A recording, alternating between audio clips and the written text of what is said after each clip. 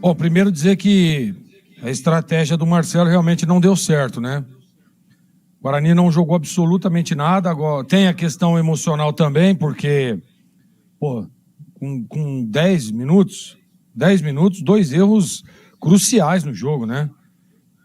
A expulsão, e aí o Tigrão já relatou aí, eu concordo 100%, e também a penalidade.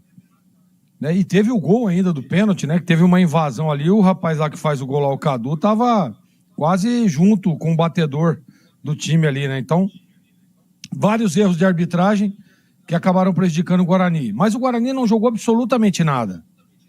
Não dá, porque às vezes você vai ter que jogar contra a arbitragem, você vai ter que jogar contra o campo que estava ruim, você vai ter que jogar com a pressão, por exemplo, da torcida adversária. Se é um atleta profissional, ele tem que estar acostumado com isso.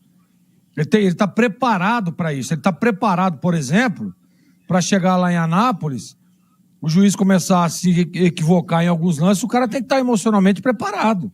Isso é a vida do profissional, do atleta. E não foi isso que aconteceu. Eu acho que o Guarani sentiu muito, aí perde o Marcelo Fernandes também numa expulsão, né? E aí você fica sem a sua referência ali no banco. Quer dizer, aconteceu tudo o que tinha que acontecer nesse campeonato com o Guarani nessa noite, onde ele poderia ter vencido o último colocado, o lanterna da competição, entrado dentro do G8, e o Guarani já fez jogos contra times muito melhores, muito mais difíceis, e ganhou o jogo. Esse é o futebol, essa é a Série C, muito prazer. É assim que funciona, não adianta. Agora, os jogadores também precisam, né? Vem com 3 mexidas no intervalo. E o que evoluiu o Guarani? Nada. Para mim, piorou. O Guarani jogou pior o segundo tempo do que o primeiro, não conseguiu dar um chute no gol. Né? O goleiro lá o Paulo Henrique, né? O goleiro do Anápolis, que defesa fez o Paulo Henrique? Né? Que desconforto os atacantes do Guarani levaram lá para o Igor Souza, para o Lucão. Diga para mim, nada, zero. Absolutamente nada. O Guarani não jogou. O senhor Diego Torres, que é o jogador que desequilibra, praticamente que não tocou na bola. O Brunão também, depois daquela entrada, a gente percebe que ele estava, né? Não conseguiu evoluir, tentou ali e tal, mas nada.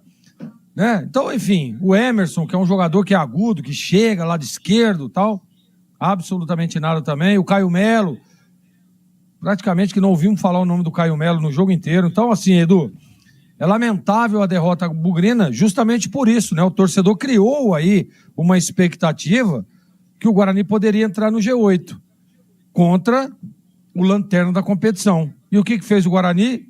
Não estava numa noite inspirada, não jogou absolutamente nada, claro, contando com os erros de arbitragem, mas enfim, o Guarani poderia ter sido melhor, poderia ter sido mais efetivo, poderia ter buscado entrar no G8, mas pelos seus méritos. Então, infelizmente, uma derrota amarga, viu, Edu, para o Guarani, que vai ficando cada vez mais distantes de buscar a classificação na Série C. Edu.